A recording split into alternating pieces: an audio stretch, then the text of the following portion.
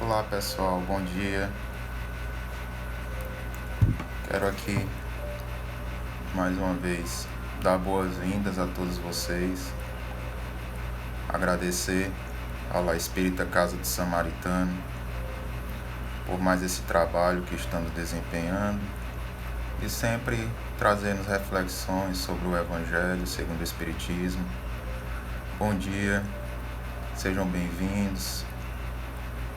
Hoje nós vamos conversar sobre mais um tema do Evangelho segundo o Espiritismo e, como sempre, buscamos orientar aqueles que desejarem, podem pegar um copo com água, colocar aí do lado para que seja magnetizado com boas energias dos espíritos de luz, que a gente possa se concentrar nesse trabalho.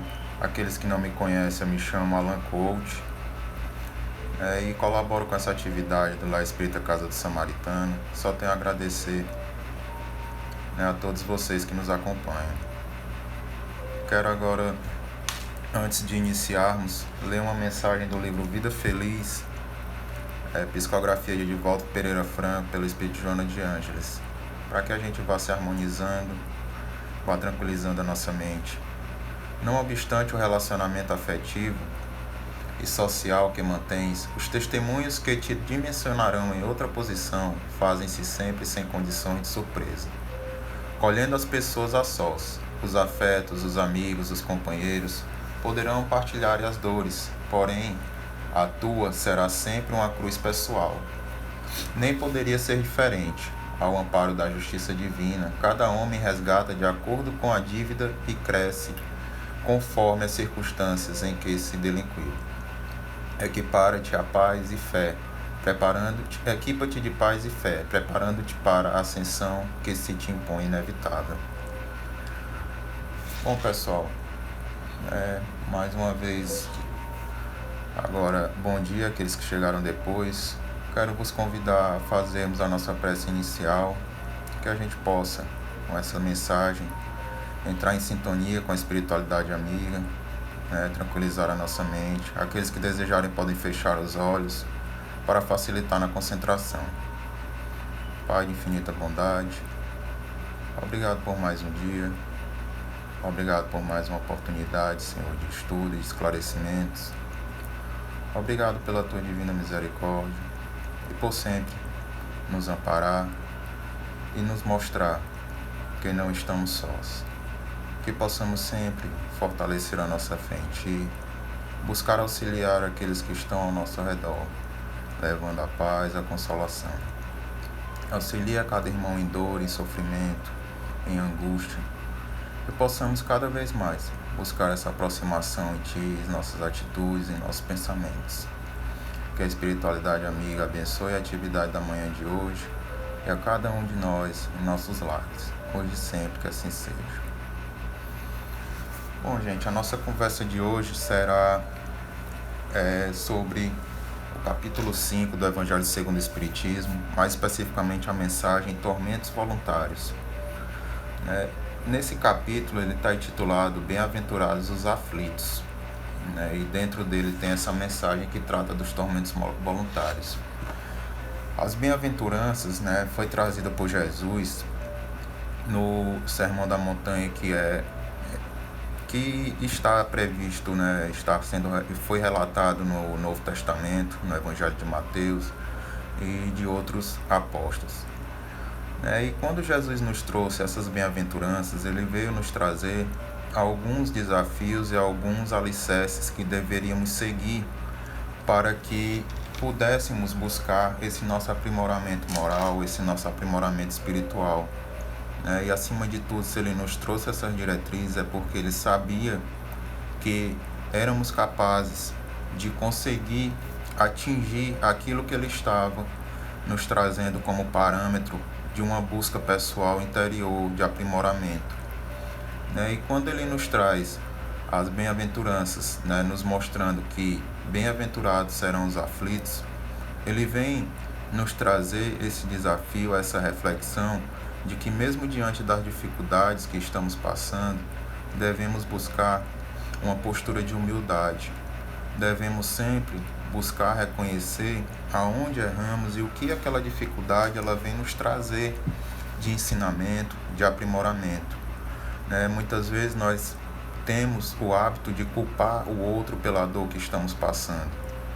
Né? E isso não é o caminho nem a postura correta a ser adotada. E também, às vezes, usamos a dificuldade como desculpa para que a gente pare de praticar o bem ou de ajudar aqueles que estão ao nosso redor. Né? Então, é justamente nesse sentido que também Jesus, ao dizer que devemos agradecer pelas aflições, pois aqueles que são aflitos serão bem-aventurados, é que existe aí, em cada dificuldade que surge, mais uma oportunidade de trabalho, mais uma oportunidade de erguimento moral, mais uma oportunidade de você mostrar que consegue mudar a sua postura, que consegue agir diferente diante daquilo que surge como dificuldade no seu caminho, reconhecendo que, na maioria das vezes, isso é apenas reflexo de suas atitudes impensadas e não uma culpa do aquele que está ao seu redor. Que devemos ser humildes, sabendo que Jesus está nos mostrando um meio de crescermos, de aprendermos e de desenvolvermos virtudes dentro de nós. É nesse sentido que Joana de Anjos, no livro O Evangelho, à luz da psicologia profunda, ela nos mostra que os infortúnios que surgem em nossas vidas, eles mais tarde eles resultarão em paz, em recuperação daquele que está em sofrimento. Né? Porque justamente é um meio de reparar o mal que foi praticado. E o que ela nos pede, o que Jesus nos pede, é também que a gente busque essa superação daquele imediatismo carnal, daquele imediatismo material que costumamos carregar. Né? E pede que a gente consiga passar a valorizar os valores morais, né? Os tesouros morais que devemos buscar construir dentro de nós, porque eles serão duradouros.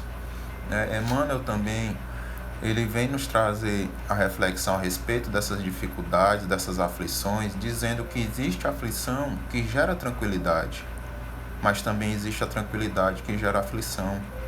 E o que é que Emmanuel quis nos dizer com isso? É justamente no sentido de que muitas vezes nós achamos que estamos em situação de tranquilidade em nossas vidas, de que a nossa vida ela está em perfeita harmonia porque nós conquistamos algo que tanto desejávamos, que temos uma estabilidade material, né, que não fazemos o mal a ninguém, mas também não praticamos o bem, que nos mantemos inertes, tranquilos, levando a vida. Mas muitas vezes nós estamos deixando de praticar a caridade, de levar esse auxílio àquele que está ao nosso redor, de enfrentar as dificuldades que surgem, de buscar construir algo valoroso para o nosso progresso espiritual. E isso futuramente nos trará aflição. Por isso ele nos demonstra que as aflições, independente do que estamos passando, ela vai nos trazer uma tranquilidade futura, porque é inevitável ela nos trazer esse aprendizado.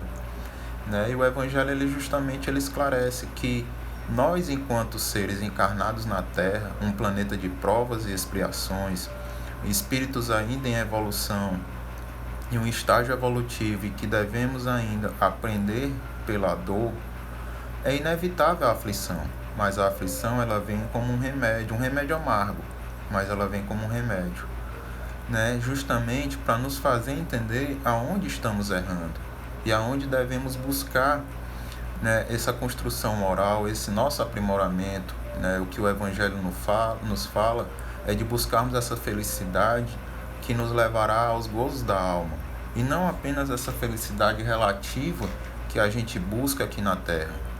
Né? Então, o Livro dos Espíritos ele esclarece para a gente que o destino da humanidade é justamente a felicidade, porque nós somos seres em constante evolução, estamos em harmonia com a lei do progresso.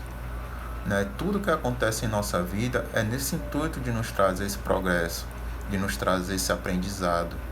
E infelizmente, como diz a mensagem de hoje do Evangelho, muitas vezes nós nos colocamos em tormentos voluntários, tormentos que nos fazem passar por dificuldades, né, que são justamente reflexo das nossas atitudes, da forma que encaramos as coisas, da forma que colocamos as coisas como prioridades em nossas vidas. né? E é justamente nesse sentido que a literatura nos traz, né, o Evangelho nos traz aquela frase: pois onde está o teu tesouro, aí está também o teu coração. É justamente no sentido de que aonde a gente coloca as nossas emoções, os nossos sentimentos, a nossa vontade, ali estará o nosso tesouro. Ali estará uma forma da gente evoluir, né? Aonde a gente concentra as nossas energias mentais, né? Leon Denis, né, ele diz que o pensamento, ele é energia, e essa energia ela vai gerar algo em torno de nós. Então, se nós concentrarmos nossa energia, os nossos pensamentos em algo bom, em algo prazeroso para o nosso progresso, não nos prazeres carnais, não dando prioridade às paixões materiais, nós conseguiremos esse tesouro divino. E é justamente aí que o Evangelho, a codificação, a literatura espírita, ela vem nos trazer também, mais especificamente na pergunta 222 do Livro dos Espíritos, essa diferenciação de felicidade relativa e felicidade atual e futura. A felicidade relativa, infelizmente, é quando nós priorizamos aos prazeres materiais, aos prazeres carnais, achando que a felicidade que o mundo nos apresenta é a felicidade suficiente para o nosso complemento. E ela muitas vezes só vem estimular e alimentar paixões dentro de nós, alimentar as elas morais que nos impedem de progredir. E a pergunta 222, ele vem justamente esclarecer isso, dizendo que para a vida material é a posse do necessário, e para a vida moral a consciência tranquila e a fé no futuro. Então, nesse momento, os Espíritos vêm nos pedir para que a gente busque apenas aquilo que for necessário para o nosso aprimoramento, né? Que a gente não, a qualquer custo, tente conquistar as coisas e isso leve ao próximo ao sofrimento, leve dor àqueles que estão ao nosso redor. Por isso ele nos pede para mantermos a consciência tranquila. E como vamos manter a consciência tranquila? Tendo a certeza de que nós agimos de forma condizente, que não levamos o sofrimento ao próximo, né? E muitas vezes o que nos impede a isso é justamente quando a gente busca, né, alimentar esse egoísmo dentro de nós, buscar essa felicidade passageira e que nos submete a tormentos voluntários, né? Pois, como diz o próprio texto do Evangelho, se soubéssemos nos contentar com aquilo que possuímos, né, muitas vezes a gente evitaria dores, evitaria muitos tormentos que acabam vindo, né, justamente apenas como reflexo daquilo que praticamos. Por isso são chamados tormentos voluntários, porque são consequências das nossas escolhas e nós temos a opção de agir diferente, né? Nós temos acesso aos ensinamentos do Evangelho, nós temos acesso, o privilégio de conhecer a doutrina, o privilégio de ter todos esses ensinamentos ao nosso redor, esse esclarecimento. Muitos de nós temos saúde, temos família, né? A maioria de nós temos um emprego. Então temos ferramentas necessárias para continuarmos, né, essa nossa jornada, buscando essa evolução, buscando esse aprimoramento, né, buscando esse aprendizado. Então, é justamente aí que o Evangelho também nos traz que uma das maiores barreiras para isso é justamente a inveja que nós alimentamos. É achar que a vida do outro é melhor do que a nossa. É achar que aquilo que temos não é satisfatório para o nosso progresso.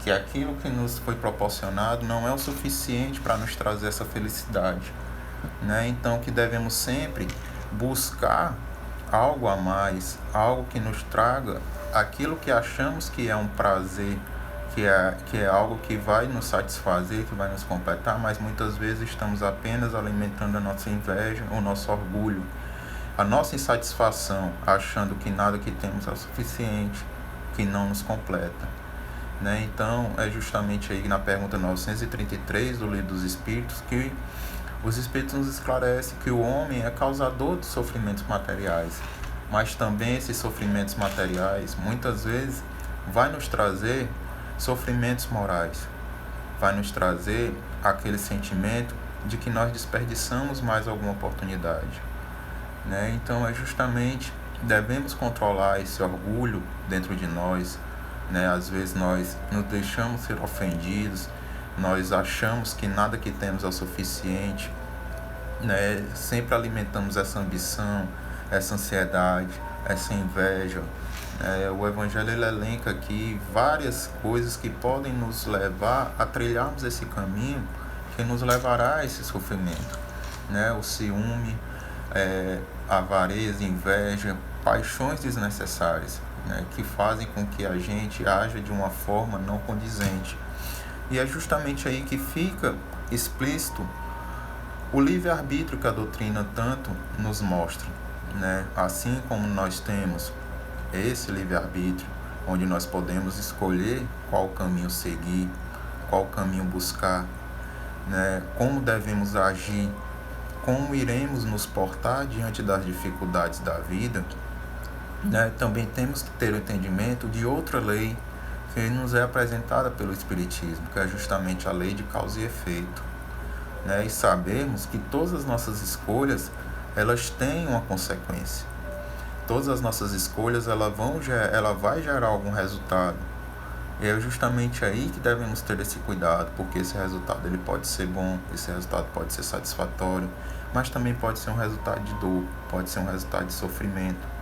E é justamente aí que nós voltamos lá ao início, né, de não buscarmos culpar o outro pela dor que está nos afligindo, não buscarmos achar uma justificativa colocando o outro em uma situação de que ele é o culpado pela nossa dor, e nem de que tenhamos atitudes que nos levem a desejo de vingança, a querer magoar o próximo, machucá-lo, achando que ele é o responsável pelos nossos problemas, né? E nem utilizarmos isso como uma desculpa para a ociosidade. Toda dor ela gera um aprendizado, toda aflição ela traz algo para a gente valoroso.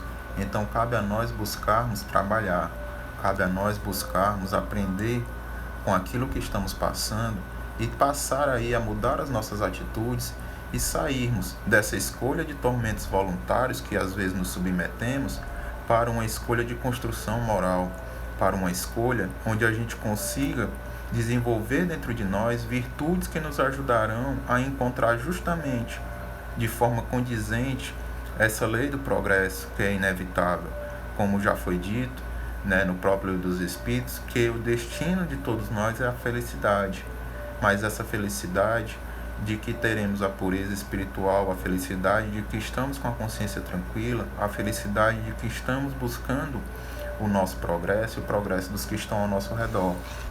E é justamente aí que o Evangelho, a literatura espírita, vem nos mostrar que o único caminho para isso, além do reconhecimento, né, o primeiro passo é você reconhecer aonde errou. É você reconhecer que aquele sofrimento ele está lhe trazendo algum ensinamento. É reconhecer aonde deve ser ajustado. E o segundo passo é colocar em prática o que o Evangelho nos traz. E o primeiro e principal caminho é a caridade. Como manter o equilíbrio por 17 anos após a separação e o pai da criança proíbe a criança de ter o contato com a mãe. Que a justiça é lenta e até hoje sofre esperando por Deus. Bom, Micaela, é uma situação bem peculiar, né, bem pessoal, mas o que eu posso trazer a você, não existe uma fórmula para eu dizer siga isso, busque aquilo. O que eu posso lhe pedir é para manter essa fé. O que a gente pode ver é que tudo isso, como eu venho dizendo, tem algo a nos trazer. Devemos confiar na justiça divina, devemos buscar, né, também confiar na justiça dos homens, que é aquela que vai nos levar, você nesse caso, a resolver esse problema. Mas se tiver como se ver algo por um parâmetro, digamos assim, né, que possa trazer esperança, perceba que mesmo com essa demora, né, talvez alguns vínculos estejam sendo ligados. Você está aprendendo, ou essa pessoa está aprendendo a dar importância, né, porque está distante da pessoa que ama. Muitas vezes nós temos o hábito de não valorizar aqueles que estão ao nosso redor, porque achamos que, porque aquela pessoa nos ama, porque temos o amor daquela pessoa, ela sempre estará lá disponível e nós temos o direito de magoá-la. Então, situações como essa, de separação, né, de distanciamento contra a nossa vontade, fazem com que a gente passe a valorizar, né, justamente essas pessoas que estão ao nosso redor e que muitas vezes nos amam e a gente não consegue valorizar. Né? Então, busque tirar disso, ou peça a essa pessoa para tirar disso um aprendizado. E, enfim, mesmo que a justiça dos homens não resolva, Deus está resolvendo de alguma forma.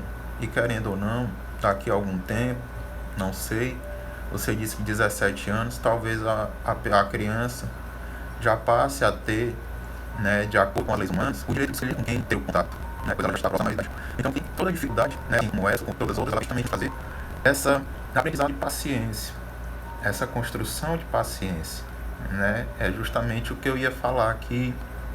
O caminho é justamente esse, da gente buscar a prática da caridade e ter a certeza, né, que construindo a paciência, a esperança, a gente consegue alcançar tudo que a gente está buscando. Né? Emmanuel, nas suas mensagens, ele sempre nos pede, ele sempre nos reflete nesse sentido, de que devemos respeitar o tempo de aprendizado, o tempo de construção, o tempo de semear, o tempo de colher, mas tendo a certeza que esse tempo ele não deve virar ociosidade, ele deve ser utilizado como uma construção, ele deve ser aproveitado ao máximo, como um tempo onde nós iremos colher, iremos plantar para colher coisas boas futuramente, como um tempo de construção, como um tempo de trabalho, né? Como aquele que cuida da terra, como aquele que está sempre, o lavrador, atento para que pragas ou mato ou alguma coisa que possa prejudicar a sua plantação não a domine. Então, não é tempo de ociosidade, é sempre buscar esse tempo de cuidado, de amparo. Né? Eu não sei se eu consegui esclarecer a sua dúvida, mas a pergunta foi bem valorosa para o momento, porque trouxe uma mensagem para todos nós, né? E que a gente consiga manter essa paz, manter essa paciência, manter essa fé, essa construção da fé, né? Justamente dentro de nós.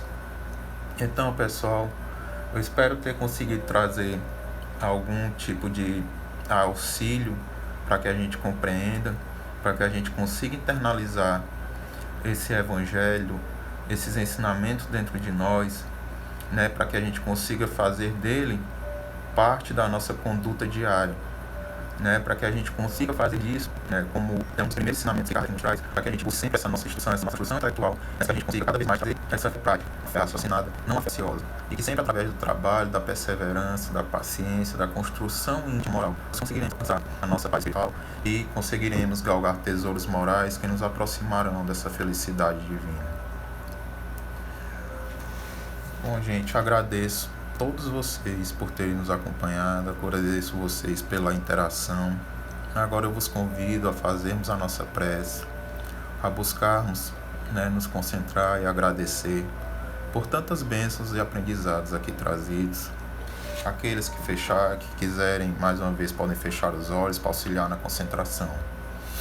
Pai de infinita luz, obrigado, Senhor, pela tua bênção, pela oportunidade de trabalho, pelo auxílio que nos concede, por sempre de alguma forma podermos colaborar e que consigamos aproveitar a cada oportunidade que nos é dada para construirmos justamente essas bases sólidas de fé, de caridade, buscando o aprimoramento, não só o individual, mas o coletivo, que a humanidade, nesse momento de dor e aflição, saiba que não está desamparada, que estamos recebendo as tuas bênçãos, que juntos, mudando a nossa postura interior, conseguiremos trazer para esse mundo paz e felicidade.